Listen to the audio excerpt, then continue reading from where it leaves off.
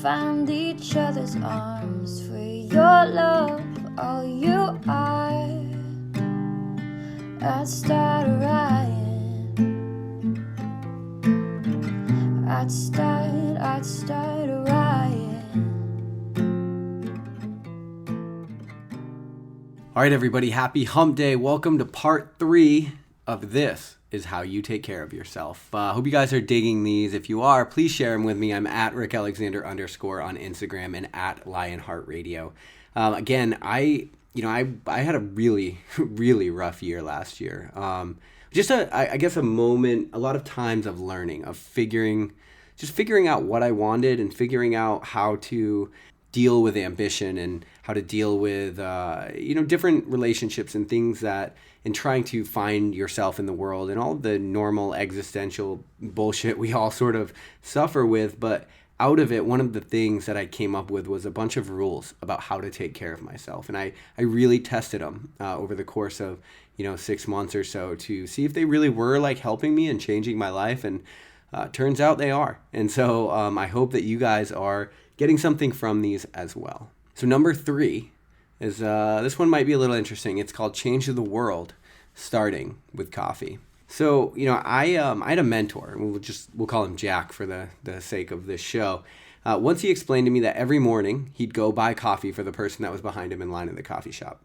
And so I listened. He told me like all these transformative things that had happened in his life due to this like seemingly pretty simple task. Apparently for novelty, he went to the bank like at the beginning of each month where he'd give him $50 and then he'd ask for 25 $2 bills in exchange. And that's literally how he would pay for this coffee every morning. And at least 5 days per week while buying coffee, he'd hand the cashier a $2 bill and ask that they would apply it to the bill of the person who came behind him in line. So super simple. I recognize in 2018, $2 does not get you far in Starbucks. But I think really it's like the novelty and the principle of it. I don't know what his coffee shop was. For me, I've been doing this with a little bit more than $2, but this was Jack's story. So, never waiting for impact. He'd just take his coffee and leave after he did it. And so knowing that he at least started the day off doing something good. And I listened as he'd recount the people that had chased him down, mostly out of curiosity to talk to him afterward. And he mentioned all the business deals that transpired from the interactions over the years. And that really got me. But the one thing he stressed is that he was it just made him feel good. Made him feel good to do something else for somebody else every day, regardless of what came for it. And I always thought damn, that's a good way to start your day. Just feeling good about just helping somebody else in the most simplest way possible. Just making somebody else's day right out of the gate. And the wild part is he had some really crazy business stories that had come out of it. He'd gained a lot of business from it. So as it turns out though, Jack wasn't mistaken in his thinking. I watched a TEDx talk by Michael Norton, and it was called How to Buy Happiness. And he recounts an experiment that he ran in Vancouver where he took random strangers and he asked them how happy they were. The ones that agreed to participate in an experiment were handed money as well as a note inside of an envelope.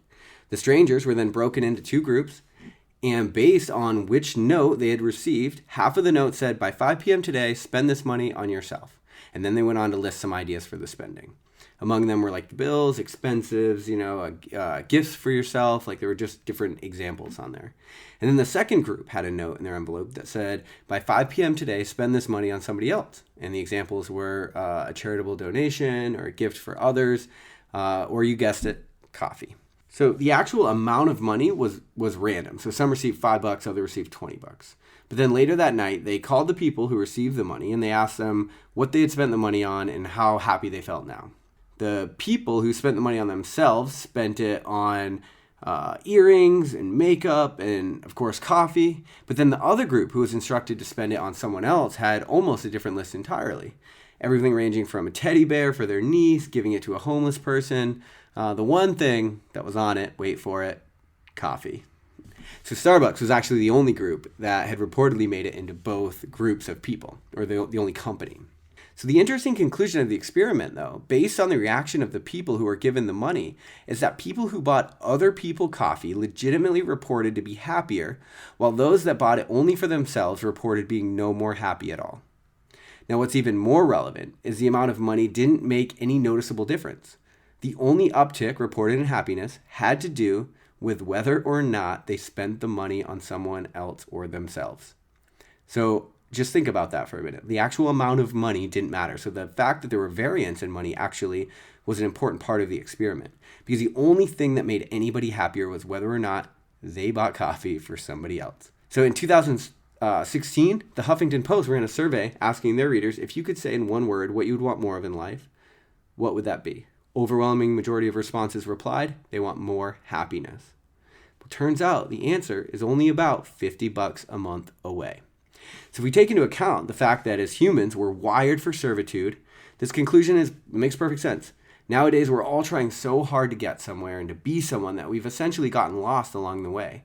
Our drive has put us in a position where we prioritize the wrong aspects of life sometimes, and we've put far too much stock in things that don't matter. Things like social media validation, whether or not we're living up to arbitrary standards instead of our own, or the classic, whether or not we're keeping up with the Joneses. So while discussing this concept with my buddy Ryan Munsey, right after I read this study, I remember he said something that really hit me. He said, we don't know how to measure the things that we value, so we end up valuing the things that we can measure. So happiness, of course, has no substantial metrics outside of subjective thought. So we end up looking for things that tend to cause a dopamine response. This is what I was talking about yesterday. One of those things that has become prevalent in our lives as of late are likes on various social media platforms. We become addicted to the dopamine that we receive when someone likes our picture, and then we post on social media. And now what's worse is, and I know I talked about this yesterday, but what's even crazier is these companies are very aware of that. And so the algorithms are built in to ensure that you get a constant dopamine release. So when you post a picture on Instagram, you'll get a whole bunch of likes up front. That's the big dopamine response. But they also know if they can show your picture to a certain amount of people every so often throughout the rest of the day, that likes will trickle in for you. And so you'll always be coming back to look for more. Because remember what my buddy Ryan said. He said, we don't know how to measure the things that we value, so we end up valuing the things that we can measure. So we value these likes on social media. We value this validation.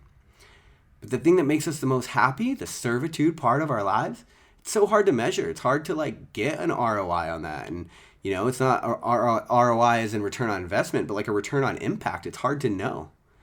But when it comes to taking care of yourself, you have to prioritize your happiness, and that means prioritizing the needs of others. Now, the last thing I want to say when we talk about dopamine and serotonin, because I told you yesterday, serotonin is the thing that's the neurotransmitter that is related to long-term happiness. Now, the problem is that dopamine has a suppressive effect on serotonin. So our neurotic behavior is literally the only logical conclusion that could be drawn from all our pleasure-seeking behavior. Dr. Robert Lustig, he wrote a book called Hacking of the American Mind, and in it, he said, he had a quote, he said, corporate America has been selling us pleasure disguised as happiness for some time now. Think Happy Meals, Happy Hour, the smiling emojis we use to tell our friends we like what they do. And so, we're literally looking for happiness in the most selfish way possible as we unknowingly seek pleasure. The result is that not only are we actually unhappier, but we're becoming more or less connected to those around us as we bury ourselves in the computer attached to our hand. I know I talked about that yesterday. It's like you got to be careful because you don't want to trade pleasure now for a happy future. Now, the entire time we're staring at our phone and we're doing this, the person behind us in line is wondering how they're going to tell their boyfriend or their girlfriend that they're pregnant, or wondering why no one likes them, or why no one has liked their post as they incessantly refresh and stare away at their own phone. And the entire time you could have parted with an extra $2 and helped begin to turn the entire situation around, not just for them, but for you. And so my opinion, the best way to start taking care of yourself is to start changing the world, starting with coffee. All right, I love you guys. I'll talk to you tomorrow on Morning Coffee.